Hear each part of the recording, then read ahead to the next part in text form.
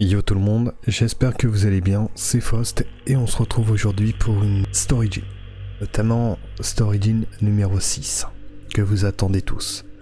Eh bien écoutez les amis, pourquoi ça a pris autant de temps?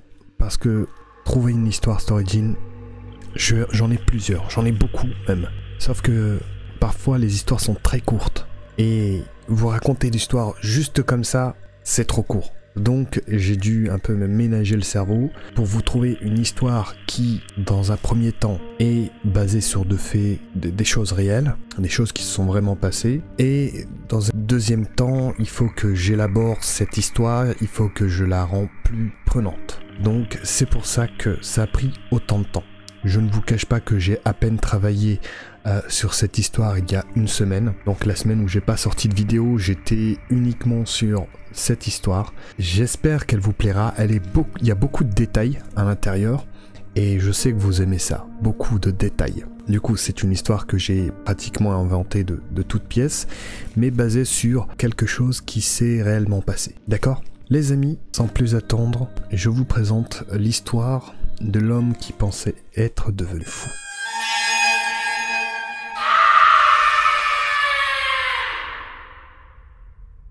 Il y avait un étudiant qui s'appelait Amin, qui cherchait un logement pour ses études. Mais après plusieurs semaines de recherche, il ne trouva rien. Il a donc décidé d'aller chercher un peu plus loin de la ville où il était, quitte à faire le trajet, qu'il puisse au moins continuer ses études. Le soir, après ses études, il avait pris le temps de passer des annonces pour un appartement. Il collait des affiches et allait voir des agences. Alors qu'il passait des annonces, un vieil homme l'arrêta, en pleine rue, et lui dit « Tu cherches un logement, mon frère ?» Amin lui répond « Oui, ça fait un moment que je cherche, je suis fatigué, c'est pour mes études. Tu as quelque chose à me proposer ?» Si je t'ai arrêté, c'est parce que j'ai quelque chose à te proposer. Par contre, c'est une colocation. Je cherche juste à finir mes études. Même une chambre, ça ne me dérange pas. 6 dinars la nuit. Rien de religieux dans l'immeuble. D'accord ? Amin surpris et lui répond oui, d'accord, rien de religieux, en se demandant pourquoi, sans avoir la réponse. Suis-moi, je vais te montrer. Amin le suit. Le vieil homme amena Amin dans un lieu un peu éloigné des autres maisons, mais rien d'inhabituel. Arrivé devant la grille de l'immeuble, il y a les égouts qui passent et une forte odeur y règne. Amin, déjà bien content d'avoir trouvé un appartement, ne dit rien, mais on voyait bien qu'il n'était pas bien. Bref, il passe la grille et entre dans l'immeuble.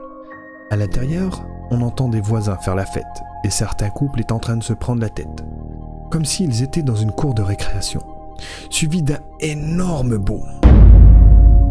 Amin regarde le vieil homme et lui dit « c'est bruyant quand même. » L'homme lui répond « Oui, mais ça ne reste jamais comme ça. À 22h45, les gens vont dormir. » Amin regarde sa montre tout en montant les escaliers pour rejoindre l'appartement. 22h37. Il se dit dans sa tête « Ouais, on verra. » Voilà, vous êtes deux. J'aurais aimé te présenter, mais il n'est pas là. Ne t'inquiète pas, il est déjà au courant de ta venue. Amin, ok. Dans sa tête, il se dit « On vient à peine de se parler il y a 10 minutes, comment il peut être au courant de ma venue ?» Ouais, d'accord. Amin paye l'homme et visite la colocation, ultra spacieuse et tout équipée. Amin pose une question, il se retourne, mais l'homme était déjà parti, laissant les clés sur le meuble d'entrée. Il trouve ça vraiment bizarre. Il regarde par la fenêtre et voit le vieil homme, déjà à la grille en train de partir. Comment a-t-il fait pour descendre aussi vite? Bref, il le laisse partir, puis tout à coup, plus aucun bruit dans l'immeuble. Il entend au loin, très loin, l'appel à la prière d'une mosquée.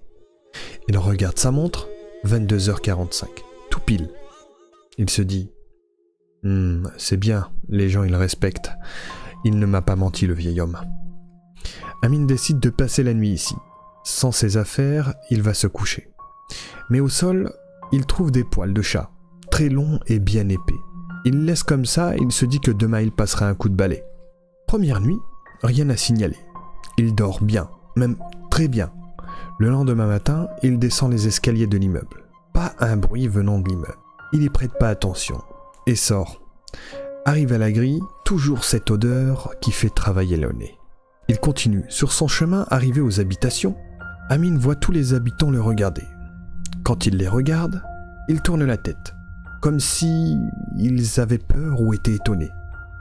Il se regarde et se dit peut-être qu'il est sale, ses vêtements sont peut-être sales, mais rien, tout est intact, ses vêtements sont propres. Il décide de prendre le bus.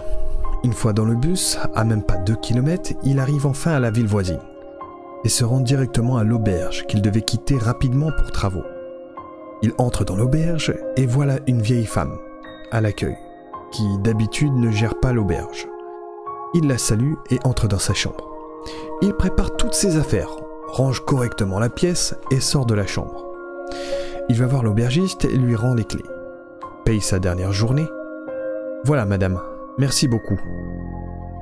Il s'apprête à partir quand la vieille dame lui dit « Le temps passe vite là-bas. » Amin se retourne et lui dit « Quoi ?» La vieille dame lui dit « Reste ici, ta colocation n'est pas pour les gentils garçons comme toi. Tu vas te perdre et il n'y aura pas de retour. » Amin, qui a accumulé les choses bizarres entre hier et ce matin, cette vieille dame qui me dit de ne pas y aller, il ne comprend plus rien. Sûrement une vieille folle qui se dit dans sa tête. Il lui répond oui, merci madame, c'est trop tard, j'ai déjà donné ma parole et déjà dormi une nuit, merci pour le conseil. La vieille dame le regarde et lui dit une nuit. Amin oui, merci madame, au revoir, pressé de s'en aller. Sur son chemin, Amin décide de prendre un taxi et met ses affaires dans le coffre du taxi et entre dans le taxi. Bonjour, pouvez-vous me déposer à Taïbet? Le chauffeur de taxi lui répond oui, bien sûr, où exactement? Je ne connais pas l'adresse, mais je vais vous montrer. Ils prennent la route et arrivent presque à la destination. Amin lui dit déposez-moi là, ça ira. Il paie le taxi et prend ses affaires et s'en va. Sur le retour, il fait pratiquement nuit. Il y a les voisins qui sont dehors en train de boire le thé et le café devant leurs habitations, tout en regardant Amin passer avec ses affaires. Amin se dit « Ils sont chelous les gens ici », il n'y prête plus attention et arrive à la grille, la même odeur. Il entre dans le hall de l'immeuble, 2 gros booms qui font résonner les murs et monte les escaliers pour rejoindre l'appartement, 21h06. Il prend le temps de ranger correctement ses affaires. Après un long et bon rangement, il décide d'aller prendre sa douche. Durant sa douche, il entend quelqu'un entrer dans l'appartement. Il décide d'aller voir, car il n'avait pas fermé la porte à clé. Il arrête l'eau et sort de la douche. De derrière la porte, il entend des bruits comme si quelqu'un portait des sabots et était dans le couloir. Il ouvre discrètement la porte et sort de la salle de bain. Il y avait une odeur de bétail. Il va dans le salon, mais personne, et va voir discrètement dans la cuisine. Il jette un coup d'œil dans l'entreporte et voit un homme énorme, pratiquement 2 mètres, voire 3, si ce n'est pas plus, en train de fouiller dans le congélateur. Il entend l'homme parler, il marmonne, il dit des choses incompréhensibles. Quand tout à coup il dit « Ah, Amin, alors, ça te plaît la colocation ?» tout en ayant resté la tête plongée dans le congélateur. Amin, surpris, lui répond oui, c'est grand et c'est pas cher. Vous vous appelez comment? Amin se dit mais comment il sait que je suis derrière la porte? Bref. Oh, appelle-moi Razoul. Ok, Razoul, dites-moi, il y a un chat dans l'appartement ou autre chose? Razoul s'arrête de fouiller dans le congélateur et ricane dans sa barbe et dit « Pas de chat. » Amin ouais, d'accord, parce qu'il y a plein de poils au sol et c'est pour ça que je demande. Amin le trouve vraiment très étrange et décide d'aller dans sa chambre.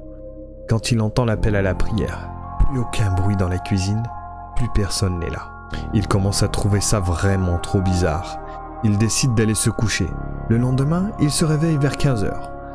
Il a trop dormi et décide de sortir pour aller faire des courses. Une fois sorti, il passe la grille. Un homme barbu aux cheveux noirs et gris qui ressemble à un SDF fou, à chaque phrase il avait un spasme, l'arrêta pour lui poser une question. Excuse-moi, qu'est-ce que tu fais? Amin surpris lui dit « Comment ça? Qu'est-ce que je fais ?» Bah écoute, ça fait plusieurs fois que je te vois sortir de là, je me pose la question. Amin, je comprends pas, je m'en vais faire des courses, désolé, je n'ai pas le temps. Attends, tu fais quoi dans le cimetière? Je t'ai vu entrer 2 fois dans la crypte. Je crois que vous vous trompez de personne, monsieur. Au revoir. Amin avance rapidement et arrive presque aux habitations. Il entend l'homme qui semblait ne pas avoir toute sa tête crier. Amin, trop loin pour comprendre ce que dit l'homme, il se dit « Mais c'est quoi cet endroit? Tout le monde est fou ici !» Il entre dans le supermarket de la ville, pas très loin des habitations.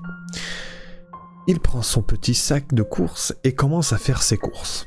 Arrivé à la caisse, il se rend compte que la caissière est mal à l'aise, comme si une odeur la répugnait, et se dépêche de passer les articles d'Amin. Il paie ses articles et sort du supermarket.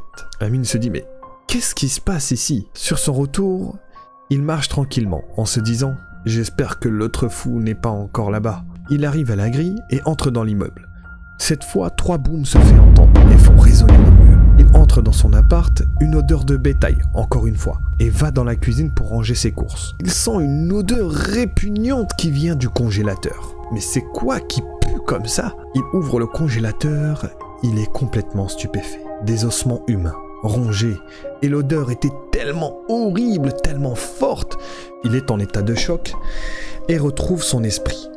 Regarde autour de lui, il est dans une crypte. Il y a des tombeaux encastrés, des cercueils partout autour de lui. Il regarde l'emplacement du congélateur. C'était en vérité un cercueil.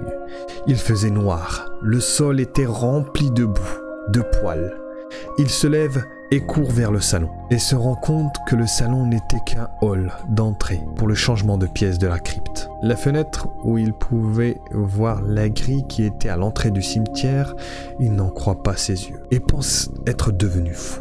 Il court, prend ses affaires dans la pièce qui lui servait de chambre pour s'enfuir de cet endroit. Il prend le plus important. Toutes ses affaires étaient rangées dans des emplacements de cercueils vides. Le lit où il dormait n'était qu'un tombeau vide. Il ne sait plus où donner de la tête. Il se rappelle ce que lui a dit la vieille dame. Il se rappelle ce que le fou lui a dit, et cette caissière qui était répugnée par son odeur. C'est alors qu'il entendit l'ouverture de la porte d'entrée. Cette porte qui grinçait fortement. Pris de peur, il se cache derrière le tombeau qui lui servait d'office de lit. Et cette forte odeur de bétail à l'ouverture de la porte, il comprit que Rasoul était arrivé. Des bruits de sabots qui faisaient trembler le sol. Des soufflements de taureaux énervés. Rasoul entre dans le salon.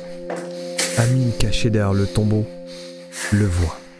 Une bête énorme, à 2 pattes, jambes d'animaux et corps d'homme, tête de taureau poilue, puis qui renifle partout dans la pièce. Rasoul. Amin, j'ai quelque chose pour toi. Amin comprit que s'il le trouvait, il allait lui arriver quelque chose. Rasoul s'avance et va voir, entre guillemets, dans la cuisine. Amin passe sans faire de bruit pour sortir de la crypte. Rasoul, qui était dans la cuisine, pousse un cri énorme. Rasoul avait compris, à la vue de l'ouverture du congélateur, qu'Amin n'était plus dans le même état de conscience.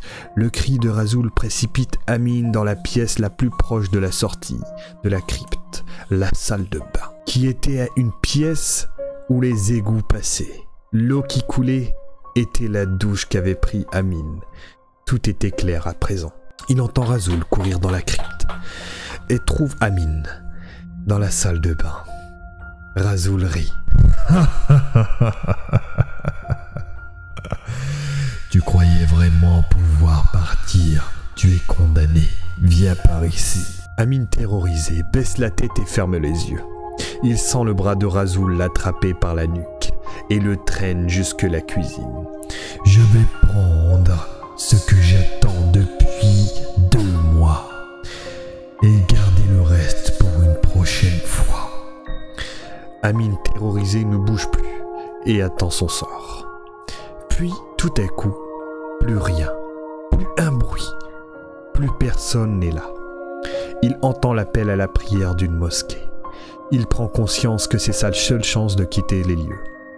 Il court vers la sortie, sort de la crypte, descend les escaliers de la crypte à toute allure. Il court sans regarder derrière lui. L'appel à la prière est presque terminé. Il saute et met un coup de pied sur la grille et sort du cimetière essoufflé. Il s'éloigne, arrive aux habitations, couvert de boue et de déchets puant l'odeur d'égout. Il s'assit au sol. Quelqu'un pose sa main sur son épaule et lui dit « Alors, je suppose que tu ne loueras plus l'appartement ?» Amine se retourne et voit un bouc lui parler. C'en est trop, il perd conscience. Il se retrouve le lendemain, dans l'hôpital le plus proche. Les habitants qui l'avaient vu au sol ont appelé les pompiers. C'est la fin de l'histoire. Voilà les amis, en tout cas, j'espère que cette histoire vous aura plu. Dites-moi ce que vous en pensez dans les commentaires. Surtout, très important, vous le savez, n'hésitez surtout pas à vous abonner, à partager cette vidéo sur tous les réseaux sociaux. Si elle vous a plu, elle plaira forcément à d'autres personnes. Et dans cette vidéo, je tiens à remercier Etiox qui a fait le montage. Donc, merci à Etiox. Je vous mets son Instagram qui sera dans la description. Et moi, je vous dis à très bientôt pour une prochaine vidéo. C'était Faust.